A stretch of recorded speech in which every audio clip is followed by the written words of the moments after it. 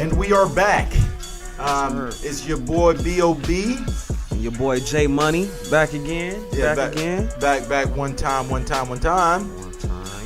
Now, for all of you out there that have been feeling down and feeling a little drowsy or have been greatly entertained by the recent events that's been taking place in the entertainment industry with people that we once actually considered strong legends as well. Yeah. Being, one of which Kevin Spacey, his current sexual assault no more House of Cards for Kevin Spacey. You know what? American Beauty, man. The story of American Beauty is now I can't watch that movie and still look at it the same way. I used to actually watch that movie and be like, damn, this was coldly scripted. Like, this is a cold, vicious movie. And he was a weirdo in the movie.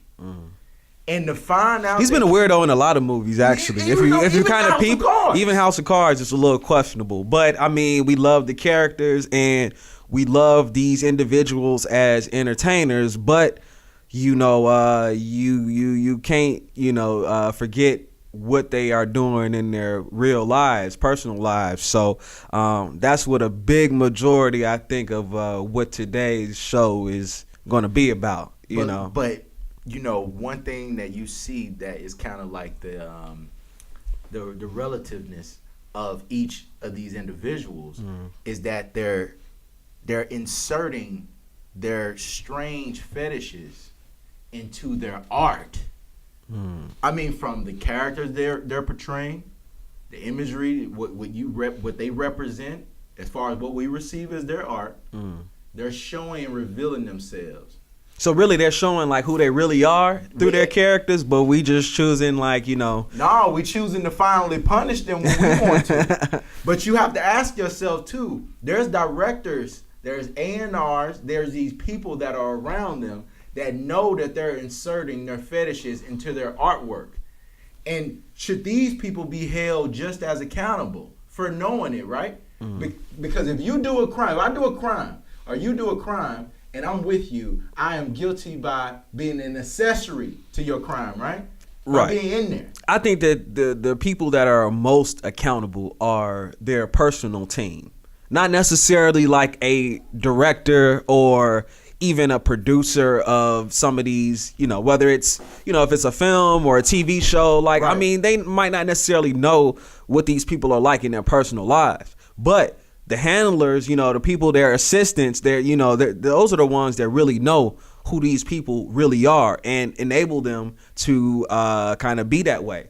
If you're from a production standpoint, you're like, hey, I guess that's what makes them genius is that they can come up with some of these different characters in Kevin Spacey or, in his perspective. Right. Or if you think about R.Kelly, his genius came from, really sexually charged, songs, albums, his writing skill, how he breaks everything down so simplistic. Well, but Jay just dived in it. I did. I just jumped in it, man. Right. So I'm sorry. It's got me worked up all week, man. This R. Kelly shit, man. Well, you know what? In the last week, it's been a lot going on. It's been a lot going on as far as in social media, memes, all this surrounding this new docu-series, Surviving R. Kelly. Man. So you and I both, before the camera started rolling, we both were discussing how we both watched all 6 series. And you being from Chicago, I am interested, and I've been highly anticipating on today to ask you and inquire on what niggas got to say. On what niggas from Chicago got to say about their home team, hometown hero. Besides, okay. So then I'm just gonna give a brief kind of history of Robert Kelly in Chicago and what he's meant. Yeah. Obviously, R. Kelly has been super influential, right? This is before Kanye, before Commons, before these, people like Twister.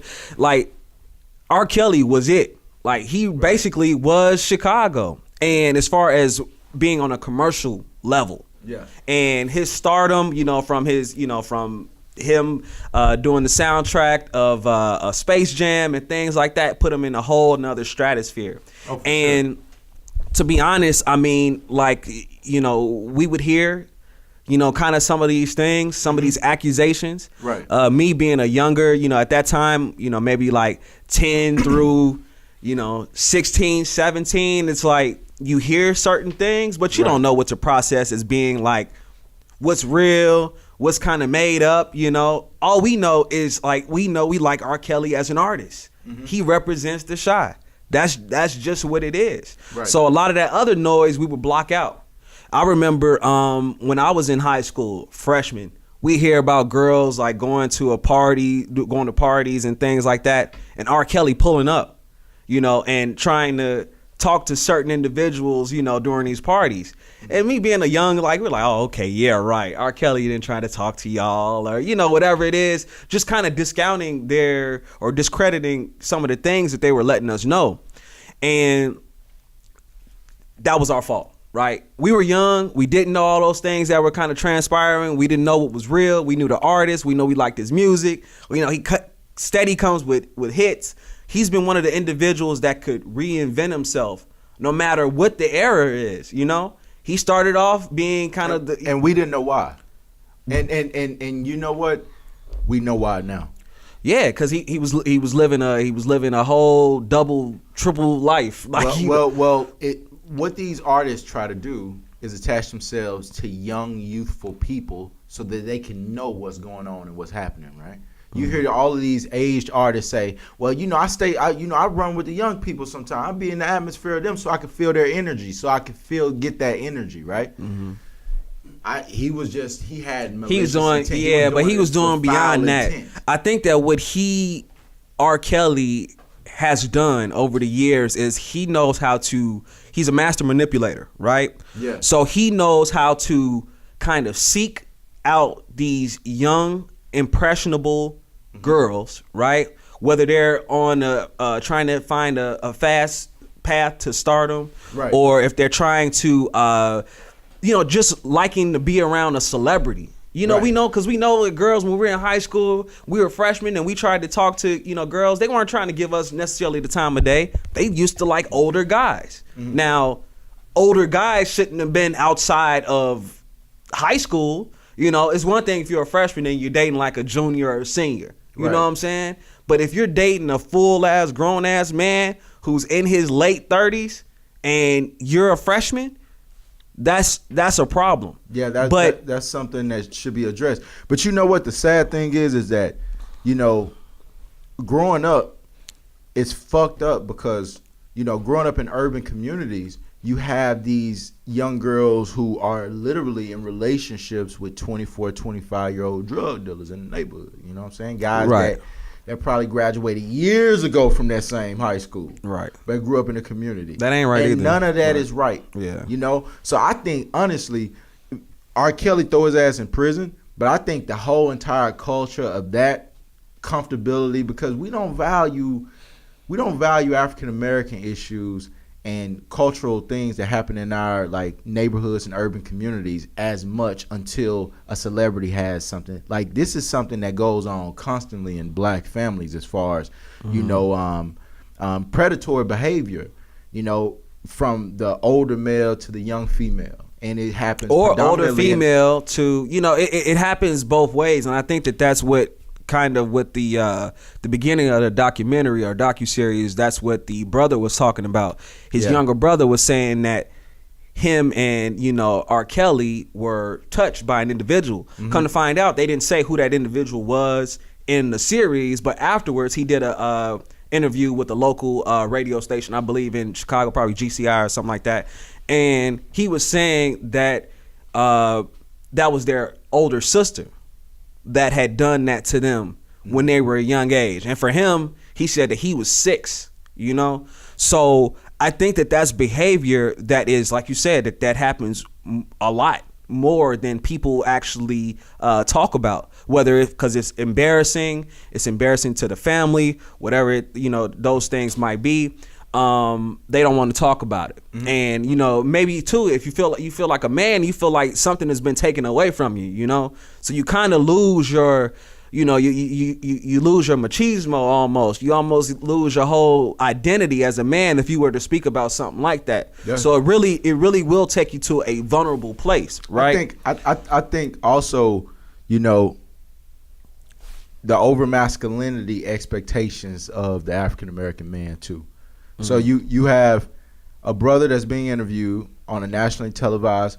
That may not have been the only relative to sexually assault them. He was talking about he may not be as comfortable saying, hey, I was molested by a male. So I feel like if you look at a lot of the things that was taking place in the surviving R.Kelly, like one of the cases where I think the girl name was Dominique Nikki, you know what I'm saying, where he conformed her from a young lady. Oh yeah, turned into a tomboy, kind of a little boy, got tattoos. Kinda, and then like I heard an interview on Breakfast Club with one of the young ladies who was sexually assaulted, who was in a relationship with him, and she said she expressed how she was intimate with the 14-year-old young lady who got peed on. And the infamous P tape. And she was saying that he was into, sexual acts that's more for homosexual males, like toys and shit like that, right? Yeah. So over sexualization in urban communities is something that needs to be addressed in its entirety. I remember like growing up, if you to lose your virginity by 13, 14 years old, people call you a lame. Motherfuckers like, man, this nigga pee on you, ain't get no pussy. Yeah.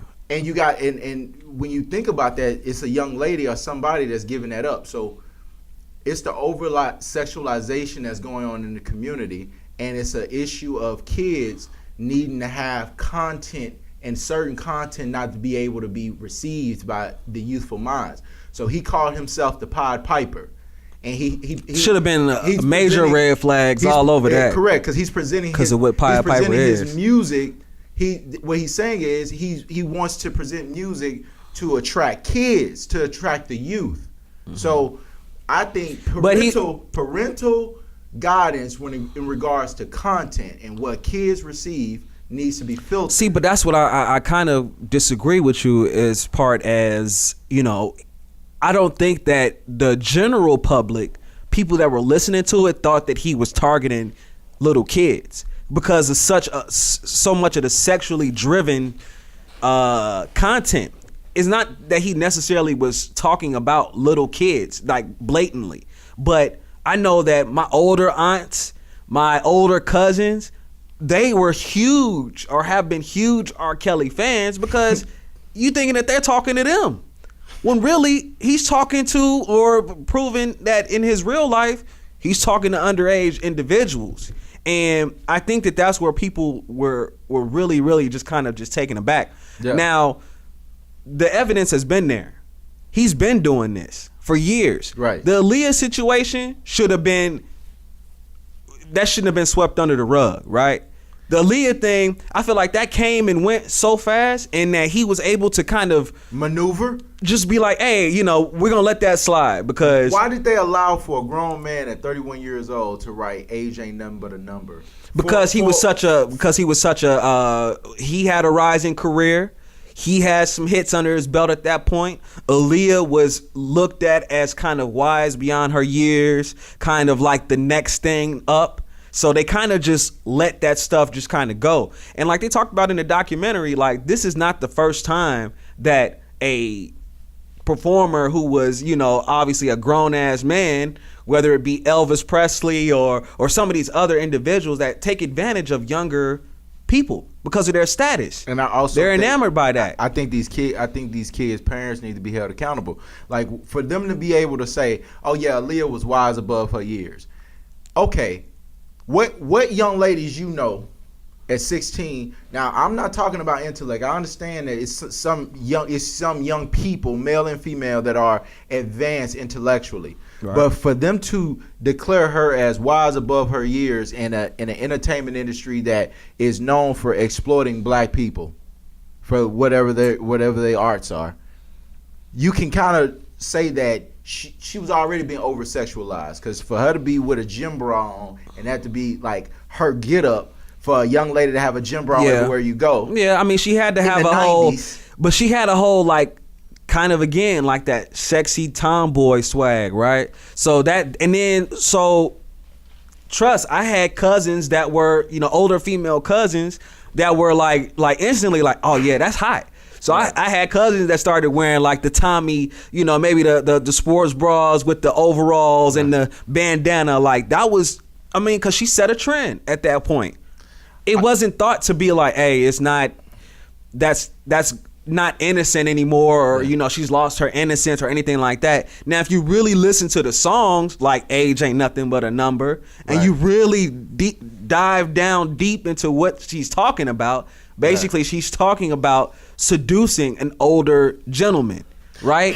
And letting him, like, basically saying, like, come take me, this is for the taking, right? Right. So again, ironically, that's something that R.Kelly was a part of and that he had developed. So absolutely, I think that again, these parents were enamored by his status. I think that he is and has been a master of being able to manipulate and remove these young individuals away from their families, whether it's been the lure of the money, the fame, letting them know, like, you know, kind of stringing them along, like dangling the carrot. You giving him too much credit. I'm not giving him credit, because your he parents knows is not gonna let your ass get lured into a situation. He knows the situation, that has been but he knows the situation. Pissing on somebody. He knows the situations. Listen. He knows the situations, and then he's able to capitalize. And whatever the parents are lacking. Let me ask y'all two questions. Okay. Let me ask y'all two questions. Okay. If I'm gonna start with Kenny. Kenny. Yeah. If your mother and your father knew that a 39-year-old man 13 years ago pissed on somebody, possibly, and it was caught on tape, and you wanted a career, and that man offered you the ability to come stay with him, and he was gonna build your career to your parents, 9 times out of 10, what your parents gonna say to that person who's been considered of pissing on a 14-year-old? They would probably say F you.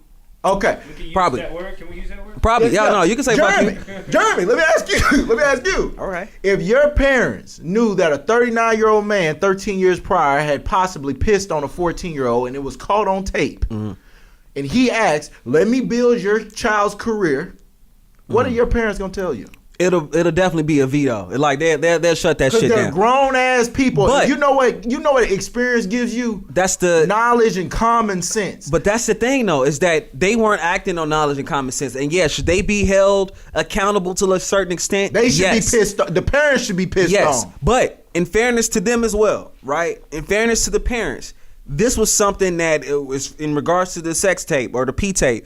He was not guilty. He was pled not guilty. So that was the verdict, is that he wasn't guilty of that. So in the court of law, he wasn't guilty. So in fairness to them, yeah, maybe they didn't see the tape, maybe they did see the tape, the accusations, whatever it is. Most of these people like the were one from guy, Chicago. Yeah, most of the people. It's kind of hard to not see the tape if you was in Chicago. Mind you, they were selling it like bootlegs on the corner, like You know what the issue is that with black people, we not going to get what we deserve as far as value and respect until we stop being for sale. It's too much shit for sale. These kids were for sale by their parents. Yeah. And they were enamored too. The parents were enamored by what he could provide, where he could take their children. And what my guesstimation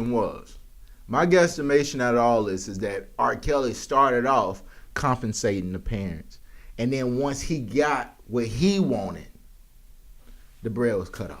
Well, that's what I think, though. It's about like kind of like a divide and conquer, right? He separates them from the family, gives them necessarily like maybe it was some money up front, maybe some other kind of deals that they worked up front.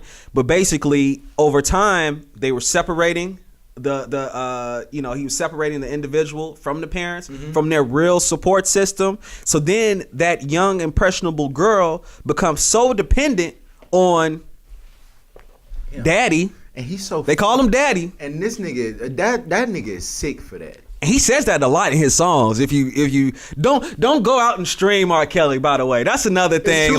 It's all people that have already gone out and streamed it, and now this man is like he's clocking dollars right now. That's the downfall of the streaming system, but we'll talk about that a little later. But like I mean, he talks about this stuff a lot in his, you know, and I'm just recalling some of my His catalog favorite is songs. crazy. I'm like, damn, he is talking about some shit. And, you know, you could relate it to like, younger chicks that he's actually talking about and seducing. Like, it's crazy He's to me, sick. bro. He's It's sick. crazy. It's and crazy. you know what?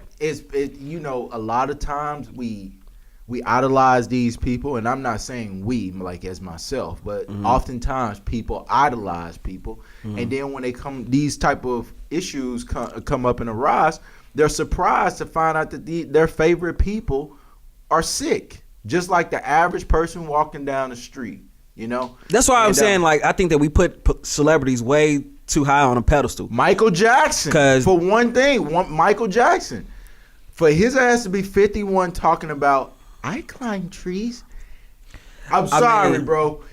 Mike had fucking issues, and Mike was fucking with little boys. Any grown man sleeping in the bed with kids, and they ain't your kids, something's wrong with you. Well, apparently, Netflix or someone has not Netflix. They're gonna do a documentary about two of the boys who apparently were allegedly molested by Michael, and that's supposed to go to Sundance. And then HBO apparently has also picked up the rights to it afterwards.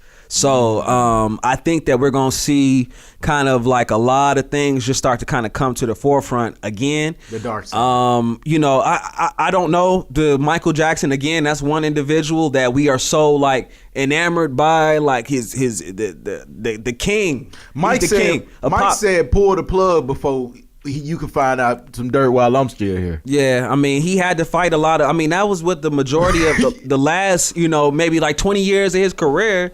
You know, this man is fighting off all type of, you know, lawsuits and accusations and things like that. But again, no, those parents too were allowing their kids to go over to Michael Jackson's house. If you've heard things about this person, then why are you gonna let them go and have a sleepover at Neverland? And don't get it twisted. We're not taking anything away from the perpetrator. As far as R.Kelly, as far as the people who worked for him. No, all those people are sick. They need to be locked under the jail. All of those people need to be locked under.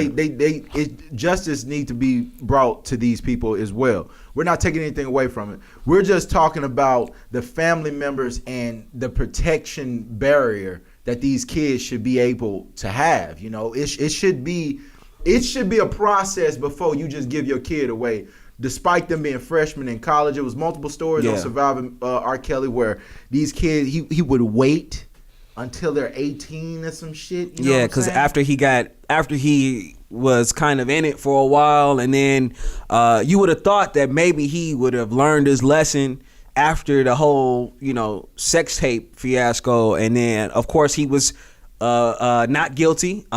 So after that, you would think that he would move like, okay, let me get some help, like, you know, and he did move differently, but he just got sneakier about it.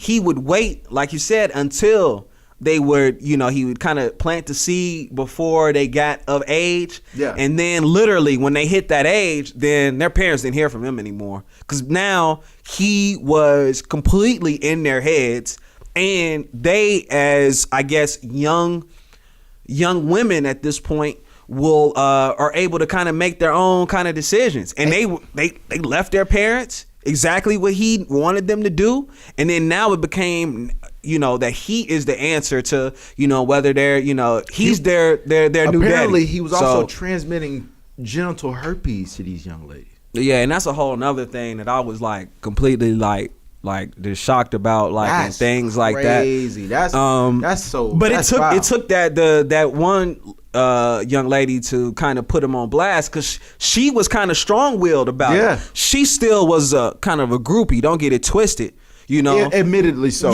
She was, but she was not as weak-minded as some of those other ones. So when she saw some of that other stuff going on, she was like, okay, let me get away. And then again, when she found out about that, you know, with the herpes, then it was like, that was another situation, right? It was like, wait a minute, like, what? Like, you know what I'm saying? So that's a different thing as well. But I think that, again, it has to be that we have to look at the individual who's the perpetrator of these acts, of these crimes, and then we also have to look at not necessarily the girl's parents, they're at fault. They have some fault in this for sure, but it's also his team. The people that are around you. I saw so many people throughout that documentary that said that they saw this going on, they saw this thing going on, and then they didn't say shit. The signatures for Aaliyah to get married at 15. They didn't say shit. And he though. laughing about it. Yeah, like it's funny. Like that's a crime. Like any nigga that's out here doing anything with underage people, go to burn hell. It should be hell on earth for those people, man. And that's God, thank you. My parents were fucking crazy. We couldn't stay all night at anybody's house. When the street lights came on, we had to be at the crib damn near. So I didn't grow up in one of them houses. Yeah, hey, but it was on us. But at the same time, we couldn't stay all night. My parents didn't trust. Not in everybody's crib. Like you weren't just gonna go to anybody's crib that they didn't know or they wasn't like. It was damn near like nobody crib. You wanted to hang out, bro. You gotta come to my house. But then again, though, too, as kids though, and as young teenagers, we knew how to lie. We knew how to finesse some things. We knew how to like, hey, cover for me. I'm going here. You know what I'm saying? Oh yeah. You can move how you want to move. So that's the thing too, though. Like they can't put a low jack on their kids. You know what I'm saying? But they don't I'm talking about these underage kids. And I guess that's where we need to talk about too. There should be a classification of what kids are receptive to at the right time, because too much access is bad, man. It has to be limitations until people can really truly understand and absorb and understand how things are. Yeah. I mean, like, you can't just exploit kids' minds to just so much stuff that, especially in this climate, today's climate. Yeah. This shit can be overwhelming. I mean, really and truly, like social media. My niece just got a phone for Christmas. Mm-hmm. And that shit is scary. The first thing that I told my mom and my sister, you gotta have some parental type. You gotta put some parental stuff on there, right? Mm-hmm. Even when she texts me, Uncle Mike, I just lost a tooth. I be just like, fuck, like, because I'm like not me thinking, but I be immediately thinking like these kids. I couldn't have no fucking phone. There wasn't no phone. It wasn't no phone. Like not when we were that old. Yeah, that's pretty young. And her father felt the way about her getting the phone, and a part of me did too, because as an uncle, I still feel accountable, and so a motherfucker, the thought of a grown man doing something to any female in my life. It makes me immediately want to kill you 3 times over. Yeah. No doubt. I can only imagine. That's one reason why I can't really understand how the fathers allowed this shit to happen, because I would shoot everybody. But that's the thing, though, is what Casanova? Everybody getting shot. That's the thing too, is that I feel like as some of those fathers, they probably felt like they would be in a position to where, oh yeah, that can never possibly happen to me, but that's only a fool, you know what I'm saying, if you're going to make the same mistake that some of those other individuals had made. It's like a drug deal gone bad. Yeah, like, I mean, you can't never put nothing past a motherfucker. You already dealing with somebody that's been held accountable for doing something, perpetrating, they're doing something predatory. Yeah. The fuck? I don't give a fuck if you had a fucking, what do they call that shit, that pedophile shit? When you for